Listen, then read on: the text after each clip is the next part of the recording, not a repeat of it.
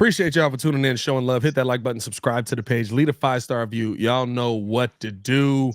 Let's keep the conversation going. We've had some really good conversation about this offensive line and why changes need to be made now. We also have to say over 300 in the chat. Oh, 215 over on the YouTube side right now. Only 54 likes. Let's get the like button, man. Let's hit that like button. Subscribe to the page, man. Shout out to y'all.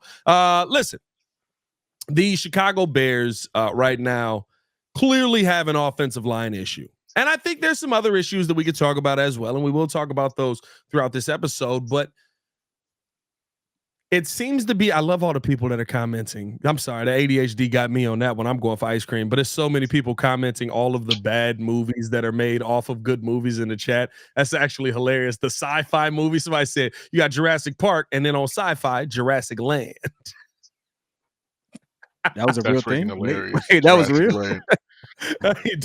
I used to be watching them sci-fi movies like a mug. Brandon Truth said Lake Michigan's rim sounds like a sex tape.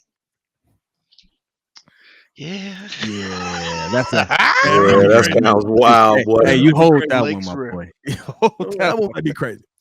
But no, listen, at the end of the day, we've got an offensive line, and we've been I feel like at this point, I've had this conversation for 30 weeks in a row, right? Like, I can't, like, honestly, when is the last good offensive line we had? Like, the last one that you felt comfortable about. I'm not saying every piece was great, but when's the last offensive line you felt comfortable about? I felt good about the 18 O-line. It wasn't perfect, but it was serviceable. And I thought that, if Mitch had better play, maybe, maybe we do more work, but again, it still had holes in it. Kyle Long still on that team. Cody Whitehair's on. He was a young Cody Whitehair on that team. I gotta look up that 2018 line. There was a lot to blame on Mitch in that season. Yeah, I mean, like if he was a little more decisive, had a better deep ball, like, Let's see. Oh, Rex even has the rankings on that. Oh, this is gross. Oh, I gotta scroll a little while. This has shout out to Chicago Bears. I'm going Super Bowl year. I'm going 11 on that list. Oh, here's some names for you, boys. We had rookie James Daniels, who end up. I was really high on him. PFF list, and everybody's up in arms about it. Charles Leno was on that team. Bobby Massey on that team. I remember Bobby. I believe that was Cody Whitehair on that team as well, and Kyle Long. Yeah, 17 is not a crazy. You had 3/5, man, or 18. I mean, that's better than what we got now. I wish we had a Kyle Long now. Wish we had a Kyle Long now. That would be. Well, I mean, we kind of got Tevin Jenkins. That is maybe 09. You go 09. 18, yeah, 2009 is the last year before. Like 9, is that the thing? We got to be in 9-year increments before we get the line right, because that's where we're trending here again. Oh Jesus! 18. We'll have an O-line in 3 years, boys. 2027, we'll have that O-line ready to go. Hey, 3 years away, baby. We're almost there. That's a lot of stuff, man. Because you what Detroit did. Detroit did it the right way. They built the line. They built the line in one drive. So does Green Bay. I mean, we don't want to admit it, but you start with the trenches and you build outward. We were so hell bent on doing something different from just building a great defense, because that's what the Bears is known for, that we completely forgot, hey, let's protect the quarterback instead of just giving them all these weapons. Let's give them some protection, some security. Yeah, y'all sound like me a couple months ago. Y'all like, we gotta get this 3-tech. We gotta get this. We gotta get that. We don't need no goddamn 3-tech if I can't keep my quarterback upright. It don't need no 3-tech. We don't. But here we are. And we got a 3-tech. But no, here's the question that I got to ask you guys, right? Because there's one name that seems to continue to skate, and because of the PFF numbers, his name has come up heavily today. Because people have finally started to look at it. And he feels like, I'm not gonna lie, bro, he kind of feels like Don Cooper with the White Sox, where he just keeps like skating by, and you're just like, how in the heck is he still the coach here? Don Cooper. The Chicago Bears offensive lines have not been good over the last 3 years. There have been moments. But is it time to look at Chris Morgan and say that he should be on the hot seat after this season if Caleb Williams ends up getting his head taken off. And like I said, this comes up because Lucas Patrick, James Daniels both end up on PFF. A lot of people are talking about that because they are two of the top-rated guards. But for me, that doesn't make much of a dent in my opinion of where this team is at, because I watched Lucas Patrick last year and he was not good. And maybe that goes to the scheme, but like he also just couldn't snap the football. And I watched James Daniels here, and James Daniels was very solid. James Daniels would have weeks like this here. I wanted James. I like James Daniels. I wish we would have kept him a little longer. But then you had to pay him, and he definitely wasn't worth what he was asking for at that time. Hey. And he really hasn't been worth much in his time in Pittsburgh. He's been solid. He's a dude. Okay. I'll take him over this line. I'll take him right now. He's playing Tevin Jenkins' position, so I'd rather have Tevin Jenkins than James Daniels. So Chris Morgan is also the run game coordinator. Yeah, he got promoted. And our run game has kind of fell off a cliff since then. Well, our run game has fallen off a cliff. Our run game is heavily predicated on Justin Fields. Yep. And what I mean by that is, right, I think back to teams like, I hate to do this, but y'all gonna have to take a shot. The 85 Bears, right? It didn't matter what the F Jim McMahon was doing back there. I don't have enough liquor for this conversation. I'm saying that for this reason. It didn't matter what Jim McMahon was doing back there. Jim McMahon could have been throwing dots that were landing 40 yards down the field every other play. Mm-hmm. Everybody was watching what Walter Payton was doing. Yep. You remove that weapon from this offense, no matter what happened last year. And we could talk, and you can see the results of it now. Nobody cared how good Khalil Herbert was running, because they were like, I could probably catch Khalil Herbert. But if this quarterback get loose and decide to take off, I'm not going to catch him. Yeah. And it's really why you've seen Derrick Henry kind of just be the very mediocre version of himself. Yeah. Out in, for fantasy purposes. For fantasy purposes. For fantasy purposes, that sucks. Hey, for fantasy purposes, can we talk as a fantasy owner? That's not good, fantasy owner. But when you see stuff like that, right? Like even with Derrick Henry back there, Derrick Henry's an up the middle kind of guy. They're all worried about Lamar Jackson being like, let me just slip up the middle and get up out of here. Yeah. You know what I mean? So like it almost works. Like the numbers look great for you, but it almost works to your detriment, because if you believe that the run game was going to be the same because people were not focused on Justin Fields, I question what you were watching. Because they literally told you we're focused on Justin Fields running. Yeah. Yeah. No, I'm with you. And of course we knew that wasn't going to be the case with Caleb Williams. One of the things that we knew about Caleb was that he was very good at being kind of like manipulating the pocket, kind of maneuvering throughout the pocket and stuff. But as far as the speed, the agility, the athleticism, it's not on the same level as Justin. And that's essentially why we went in that direction, because we knew, okay, this is a guy that is a better pocket passer. He's a pure passer of the football. But now that you have your run game that is completely non-existent, it's like, well, what do you do now? Because like you mentioned earlier, what helps a rookie quarterback kind of get into the mode of the season, into the mode of his career? A good running game. You know, and because you don't have that, and now he has to kind of put all this weight on him, now you're seeing, you know, the team kind of deflate. And so that's why I'm saying, Lo, if we're going to blame Chris Morgan, I'm all for it then. I'm going to be honest with you. I feel like he's the first guy that needs to be on the hot seat. I'm all for it because, if you've been here 3 years and you already know that the best tandem on your line should be Tevin Jenkins and Darnell Wright on the same side, but yet you haven't done anything yet the fans, us analysts, we see it with our own eyes that this is the best two people to put on your right, so at least you can bulldoze people out the way. Yeah. What are you still doing here? It's still an accountability issue. It's an accountability issue. Like realistically, everything you said is spot on. If we can see it and we see it doesn't work, and then we have the historical context, the last 3 years, how has our line performed? Even with Justin Fields and things of that nature, Justin had to play a style of football that doesn't equate to necessarily winning Super Bowls, just for us to be competitive in games that we probably wouldn't have been in if he didn't do it. And I thank Justin for it, right? Justin put out good tape for himself to stay in this league. He did what he had to do, and I wish him the best. But at the end of the day, it still boiled down to he didn't have time to pass the ball. And if we can't pass the ball and put that ball in the air, on a consistent basis, we're not going anywhere. We're going to strike up a couple wins, maybe have some highlight plays and say, look at us. And we're going to be first round exits at best. And it's not going to work out. And our line has been subpar every time. Justin's worst year. I mean, what was that Cleveland game? Was Chris Morgan on the roster on the team? No, that was the Matt Nagy season. That was Nagy. That was the first year. What was the worst game his first year? It was another game. It wasn't as bad as Cleveland, but Justin got killed. Cleveland might have been the worst. Cleveland's probably his worst game. It was definitely the worst. It was another game. Murdered.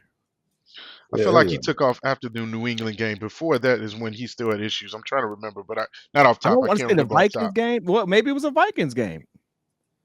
That Vikings game where he got hurt. Yeah, he did get killed in the Vikings game. Killed.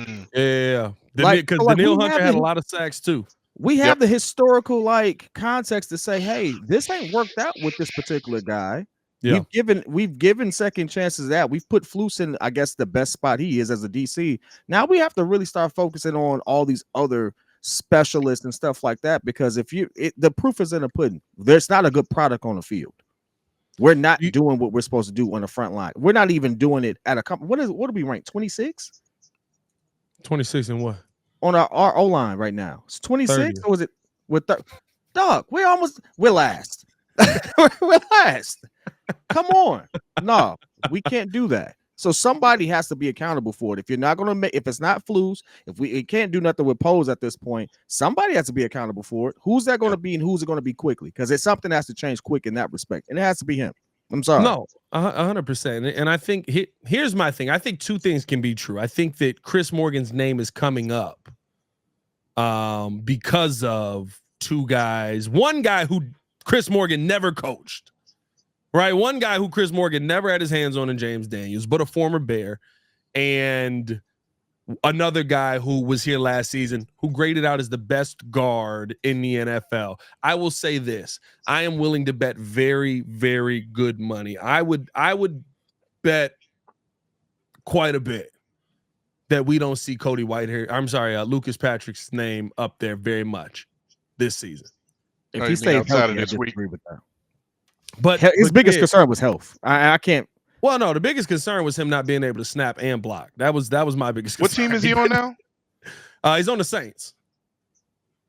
You see, that's my opinion. This is my opinion: is when you're surrounded by better linemen, I feel like you play better. You look better. Yeah, you look better too. I feel like he's surrounded by better linemen on the Saints. So maybe it does continue. I don't know. I just look.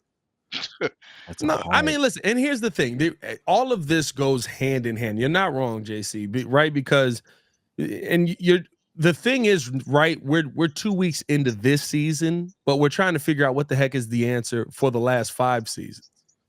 We're trying to figure out what the heck is the answer for the totality. Heck, just while under Flus, I mean, our offensive lines haven't really been anything to put fear into people's lives, right? Like when you're trying to figure out the answer for the past, that also gets you here in week 2 because you're seeing the same results. And they fully believe, and I guarantee this, and they can say whatever they want to say. I mean, listen, this is my opinion. But they believe that if he got the ball out quicker, that the offensive line would be magically fixed. No. There were some stats that confirm that, though. I'm not going to. He already got the ball out quick. Basically, they're blaming Justin Fields for the bad line. Well, here's the thing: we can say that there's stats to confirm that. We can say that there is was right to confirm that. Caleb Williams last week was 6th fastest release in the NFL. Over 2 weeks, he is the 8th fastest release in the NFL, just over 2.8 seconds. And again, I'll read these numbers again if you guys just got here. He's been sacked, not you guys, the audience. He's been sacked 9 times. He's had 42 pressures allowed. So you got to think about that. 42 pressures allowed. It's a lot. In 2.8 seconds. That's a lot. 42. Tough, 42 pressures allowed in 2.8 seconds. Just over 2.8 seconds. I believe it's 2.85. 66 dropbacks. He's been pressured on 48% of them. Again, you're going to get him killed. He's got the 8th fastest release in the NFL right now. Set hut. He's 2 games into his professional career. And oh, by the way, again, right, you talk about Chris Morgan also being the run game coordinator and things like that. And maybe that's why you look at this. How does he get both positions? You're starting. Well, you got running back coaches and stuff like that. He's just like fired the whole team. The whole he's the guy. He's the guy that sets the game plan because if the 2 worst parts of the team, he's over. Well, yeah. But I think here's my thing though, right? Like you're 2 games into the season. You have these issues popping up. It doesn't feel like you have a fix, which I would assume there's some like influence from the coaches to say, hey, can you get these guys right? Or do we need to go pick somebody up? I would assume they're like, nah, we got it. We got good talent out here. We can make this work. Boom. Don't even worry about it. And I think there is a part of it to what JC said. When you put guys around better players, they play better. They play better. Darnell Wright looked a heck of a lot better next to Tevin Jenkins than he did next to Nate Davis. That's just a fact. And so, yes, there are stats that will tell you that this was the way for you to go. But I said this on, I think I said this on the Chicago Bears podcast yesterday. There's a difference between swinging and missing and watching the third strike go by you. Yep. There's a big difference between swinging and missing and watching the third strike go by you with a runner on third. Ryan Poles with the offensive line, this coaching staff with the offensive line is watching the ball go by. You had the chances. You did. Jackson Powers Johnson was available. Olu Fashanu was available. Somebody who, from everything I hear, Caleb Williams wanted to be a part of his team, right? You could have gone out and got Connor Williams. And the big question on Connor Williams was, well, are you going to start him week 1? If he's not ready to go, you're going to switch everything up with Caleb Williams? I don't know how to tell you this. You don't have a dude that can snap the ball and not end up face down back up. Oh, snap. You got a dude that's got it perked up on the 20-yard line and he's trying to protect your quarterback. That's not a good position to be in. Hey, dog, this is a family show, and you out there twerking. What are you doing? Old 79. Hey, bro. Hey, that was the best part. I do got to say this because I've been getting so many messages about this. Listen, I'm from the South. Well, my people's is from the South Side, right? I spent a lot of time on the South Side. I got mad love for the 9. But y'all know what's going on. Hey, listen. I grew up 2 blocks from the 9. Hey, so Jordan know all about I grew up 2 Buzz was blocks. sitting there like, why we catch this straight? I could have named a lot of spots, but we know what's going on. We already know what's up over there. Come on, dog. Yeah, it's okay. It's okay. Commercial, as long as it's not you. As long as it's not you. You know, Chicago's very block specific. He didn't say what block on 79th. So I did not. I did not. He didn't. It was implied. On the South Side. Hey, the best part was everybody be like, "Hey man, why we catch this straight?" And somebody be like, "You know what's going on over there?" They'd be like, "Yeah, I know, but I mean, dang, why you had to call up there? You could have called out." Hey, as long as he ain't say exchange. Exchange is the that's the that's a whole different thing. That's a whole different thing, right there. the street. But to your point, like getting back to Johnny Wanna with the comment of the day, we can't put it up there, but that's a great comment. Going back to Ryan Poles, just like kind of letting his opportunities go by. It's like, hey, I keep telling y'all, when you really trying to go for greatness and you really trying to like really build this out, skip these picks. What we hold on to these picks for next year for if we ain't had a protection for them this year? That I hate to say it to you, fellas. Guess what? These 16 games, hopefully he make it through. 17 games, hopefully he make it through. They're kind of important, right? They kind of important to his development. If you don't have the people up front for him, the next year pick don't matter because the damage could already be done. Yeah. Skip these picks. Skip the whole. Let's stack up. Like stop out. You have to pull the trigger at some point. Yeah. At some point you have to deviate, and this is again the culmination of all the GMs we had. Maybe Ryan Poles is the best of them, but at some point when you sit on all your options, you know that's just as bad as sitting there reaching and being wrong. And we've seen that. But now you've made these choices. You've got the people there, and now it's like everyone's like, "Yo, he's good if we don't get him killed before then." Now, and that's the thing, though. It's like it is that I can see so much watching the all-22. Are there things Caleb needs to fix? Yes, but he good, bro. But they're rookie mistakes. He's good. That throw to Cole Kmet is an underthrow. It was because you're the DJ Moore, the final pick that to DJ Moore. That's just a bad throw. So rookie mistake. We can talk about that as well because that is one of the topics. Things that Caleb Williams needs to change.